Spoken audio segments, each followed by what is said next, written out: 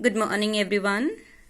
In the previous video we have gone through Coulomb's law and its vector form. Now we are going through in this present video the numericals on Coulomb's law. The very first numerical that is from your textbook only is 3 charges or 3 equal charges 2 into 10 raised to power minus 6 coulomb each are held fixed at the 3 corners of an equilateral triangle of side 5 centimeter.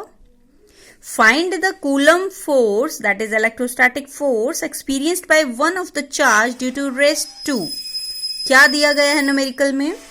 हमारे पास कोई equilateral triangle है जिसकी side दी गई है 5 centimetre, right? और इन तीनों vertices पे charges हैं, 3 चार्जेस हैं. Late it B Q1, Q2 और Q3 चार्ज हैं जो कि बराबर हैं 2 into 10 raise to power minus 6 coulomb के बराबर.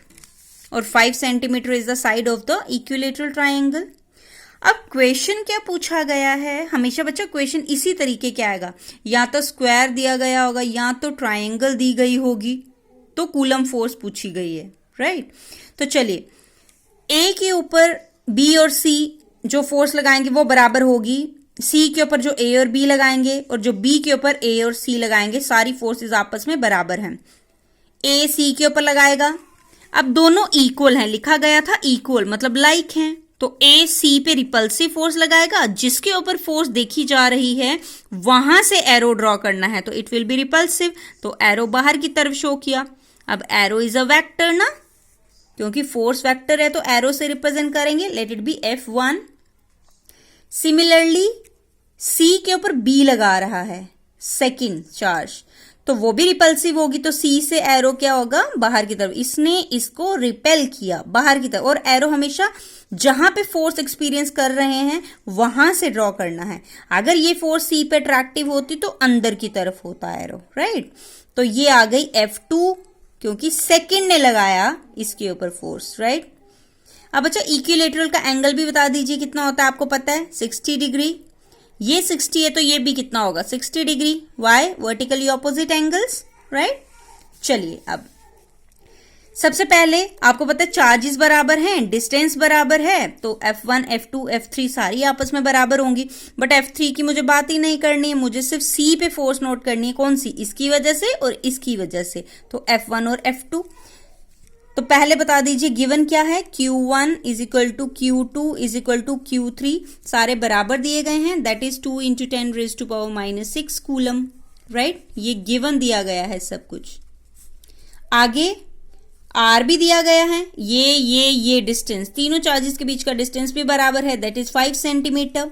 It is to be converted in metre. Why? We are solving numericals in SI unit. So this is the value, right? अब बच्चा F1 F2 के बराबर है. क्यों? क्योंकि चार्जेस भी बराबर हैं, R भी बराबर है, तो फोर्सेस बराबर होंगी. और फॉर्मूला आपको पता है क्या होता है? 1/4 पाई एप्सिलॉन नॉट. पहले F1, चलो F1 लिख लेते हैं पहले. 1/4 pi epsilon not Q1. F1 होगी ये वाली, Q1 और Q3 के बीच में. F1 1/4 pi Q1 Q3 upon R square. Similarly बेटू F2 कितना आ जाएगा? 2 है, 3 और 2 के बीच में, तो 1 अपॉन कितना बनेगा? 1/4 pi epsilon not Q2 Q3 upon R square. अब ये दोनों फोर्सेस आपस में बराबर हैं. ये निकालो या ये निकालो, दोनों बराबर ही होंगी, तो निकाल लेते हैं. 1 upon that is F1 and F2 is equal to. अब बताओ 1/4 पाई एप्सिलॉन नॉट की वैल्यू बताई थी आपको प्रीवियस वीडियो में, इतनी होती है SI यूनिट में. Q1 Q2 या Q1 Q3 सेम ही वैल्यूज आएंगी, तो 2 बार ही आ जाएगा. 2 into 10 raise to power minus 6 into 2 into wait a second into 2 into 10 raise to power minus 6, right? तो divided by R square. R value कितनी है? 5 into 10 raise to power minus 2. That is this, इसका square. ठीक है, अब इसी को बच्चा सॉल्व करेंगे हम, तो क्या बनेगा बता दीजिए. इसी वैल्यू को उठा लीजिए, यहां पे सॉल्व करते हैं.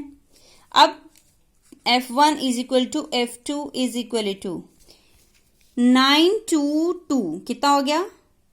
2 2 जा 4, 4 9 जा 9 4 जा 36 और 10 की पावर्स को हमेशा अलग कैलकुलेट करना है। 9 -6 -6 कितना हो गया? Bases are same, powers are added, तो ये बन गया, बता दीजिए कितना आ जाएगा? 10 raised to power -3, 10 raised to power -3। 9 -6 कितना? 3, 3 -6 -3, राइट? डिवाइडेड बाय 5 5 जा 25 स्क्वायर है, 5 5 जा 25 इंटू 10 raised to -2 इंटू 2, 2 2 जा 4, तो 10 raised to power -4, राइट? ये आ गया हमारे पास। अब 36/25 वैसा का वैसा रखो, इंटू -4 नीचे है, ऊपर जाके +4 हो जाएगा, 10 raised to power -3 +4, what will you gate? 36/25 की वैल्यू कितनी आती है? 1.44 इंटू ये कितना बन गया? ओनली 10, -3 +4 इज 1, 10 की पावर 1 इज 10, तो ये अगर हम कैलकुलेट करें तो 1.44 या पॉइंट अगर मैं हटा दूं तो क्या बनेगा? 144/100 इंटू 10, एक जीरो कट गया, what will you get? 14.4। This is the force F1 F2 is equal to 14.4। और अगर हम यूनिट यूज करें तो unit is your newton. Clear? यहां तक समझ आया सभी को? F1 F2 बराबर हैं, तो सीधे हमने 1/4 value 9 × 10 raised to power 9 use किया है। Q1 Q3 या Q2 Q3 की वैल्यू डालो, सेम ही है। ऊपर R square, R is this, उसका स्क्वायर, 5 5 जा 25 into 10 raised to power -4 here, और ऊपर आ गया 9 × 2 is 36 and 10 raised to power -9, 10 raised to power -6, 10 raised to power -3 becomes 10 raised to power -3 and you will get 14.4 Newton. अभी तो हमने just force निकाला, clear? Coulomb force हमारी निकल गई, लेकिन अभी सिर्फ इंडिविजुअल F1 और F2 निकली है। सी, F1 और F2 निकली है। अब इनको सिंपल तरीके से, अब इन दोनों का रिजल्टेंट भी तो देखना है, क्योंकि ये दोनों फोर्सेस आपस में 60 डिग्री एंगल बना रही हैं, तो इन दोनों का रिजल्टेंट आपको पता है कैसे बनता है? हम क्या कंप्लीट करते हैं? पैरेललोग्राम। रिजल्टेंट होगा ये वाली force, this diagonal will be the resultant force. अब बताओ, triangular law of vector addition में आपने एक फॉर्मूला भी पढ़ा था, दैट फॉर्मूला वाज, अगर रिजल्टेंट फोर्स निकालनी है F1 और F2 की रिजल्टेंट फोर्स, क्योंकि दोनों 60 डिग्री एंगल पे एक्ट कर रही हैं, अगर सेम डायरेक्शन में दोनों एक्ट करती तो दोनों फोर्सेस ऐड हो जाती, अगर ऑपोजिट डायरेक्शन में एक्ट करती तो सब्ट्रैक्ट हो जाती, बट ये 60 डिग्री पे एक्ट कर रही हैं, तो we are using the parallelogram law of vector addition. और वो क्या बोलता था parallelogram law of vector addition? The resultant force will be equals to a² + b² + 2ab cos of theta, right? तो ये क्या बनेगा? F1² + F2² + 2F1 F2 cos of theta, right? Is equal to, what will you get? F1² कितना है? 14.4 का square plus